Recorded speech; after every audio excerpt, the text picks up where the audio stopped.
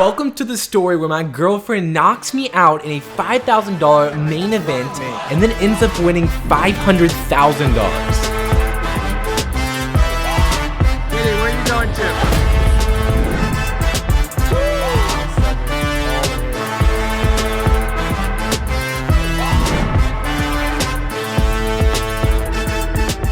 Our story takes place at Seminole Hard Rock in Fort Lauderdale, Florida, where they're hosting a $3 million guaranteed main event. And I can't quite put this into words, but the adrenaline you get when making a deep run in a poker tournament is incredibly addicting. The glory of being the last man standing out of thousands who have tried and failed. I felt it when I played in the WSOP main event, and I was searching again for it now.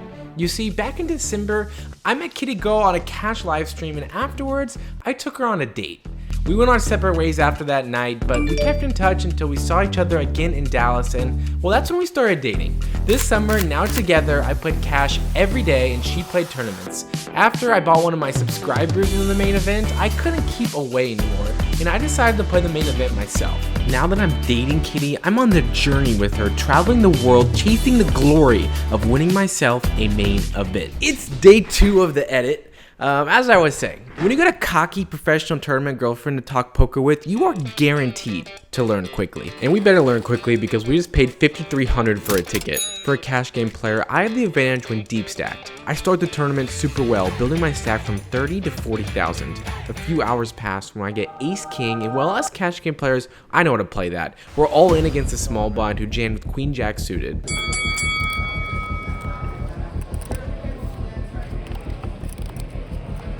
Now up to 60,000 chips, it's level 7, I'm only a few levels away from making day 2 with a money bubble burst. And that's when my table breaks and the story gets really good. How did you feel when I sat down at the table? Eating money.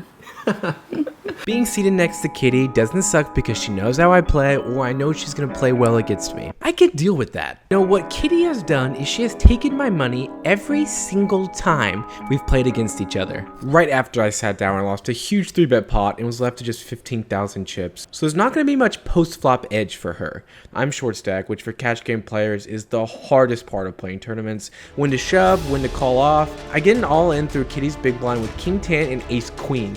Then with 6 bigs, I rejam cutoff versus a hijack open with ace 9 offsuit.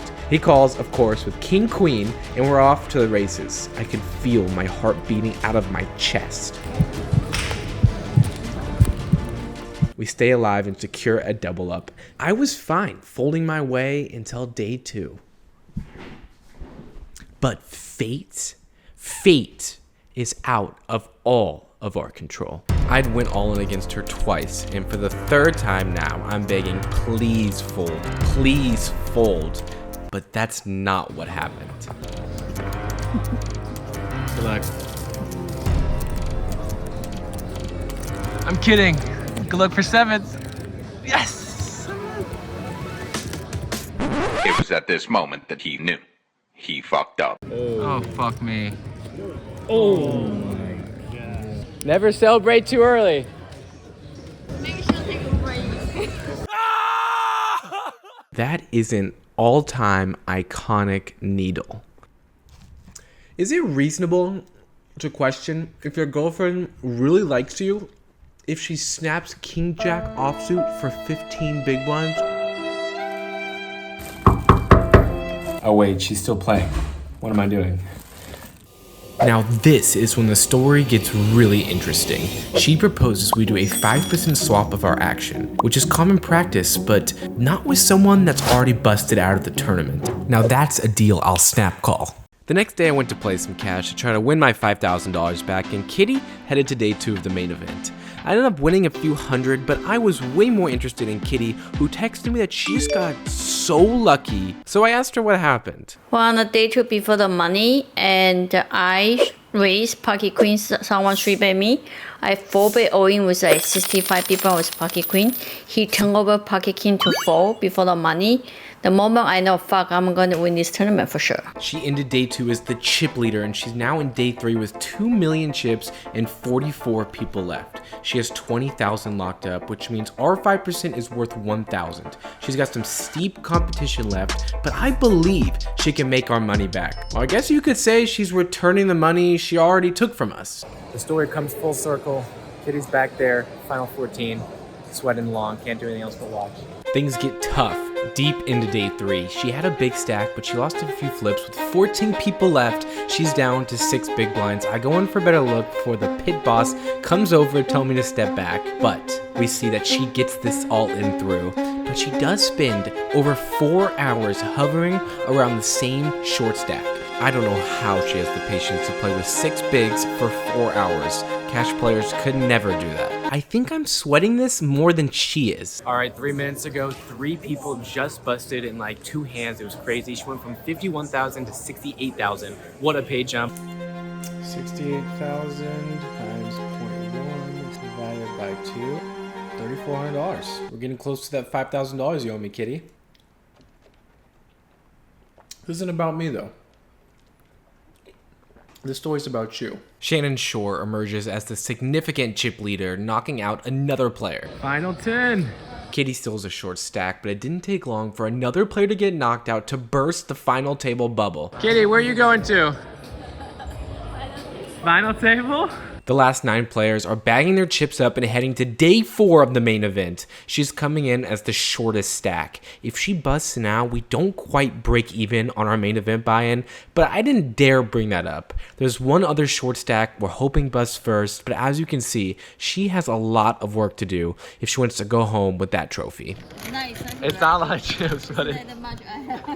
The very first hand dealt of the final table, Kitty is all in. Philippe raised from the first seat and Kitty jammed over the top. He makes the call and the hands are on their backs. It's Kitty's pocket queens at risk versus ace jack offsuit.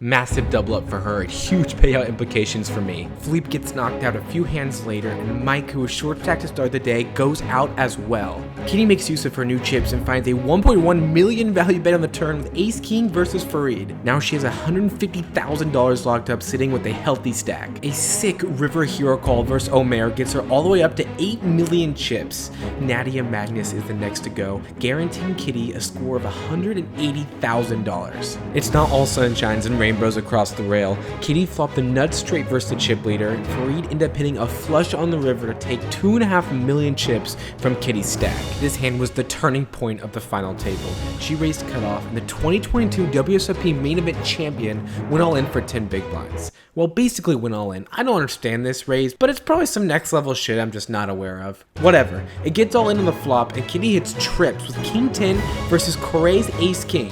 She just knocked out the best player left. GG. We just locked up 5% of $223,925. You have 200,000 locked up? Final 5? Do I actually have 5%? Yeah, okay. Probably not. Everyone has over 25 big blinds, so this next pay jump might take a while. One of the players gets short and then gets up from the table. That person is Jim Callipy because Kitty just knocked him out with ace king over ace deuce. Kitty just busted someone, let's go! She had a 70K pay jump, we had a $3,500 pay jump. Kitty has knocked out 3 players at this final table, and then I hear this. Guys, they're talking about chops. They're discussing. That would mean $542,000 for a chop? Oh my gosh. Did you guys chop? You did? Congrats, what's the score? 480,762. $480,000? Let's go. I am truly so happy for her, but I couldn't help but think this wasn't the $542,000 that I thought it was going to be. Here are the final chip stacks before the chop, and here's what the final payouts actually were. You probably noticed immediately that Shannon Shore got second place money, although he was last in chips.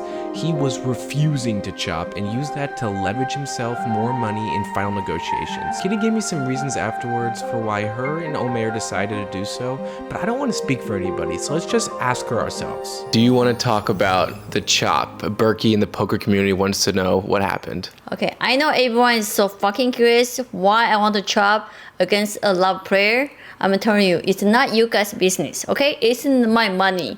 My money is not your money, okay? Well said, Kitty. Well said. We just made $24,000. That wraps up our Miami trip. Catch us in the next video in WPT Taiwan and then EPT PokerStars Barcelona. The times are gonna get merrier. Make sure to subscribe and I'll see you guys in the next video. Let's fucking go!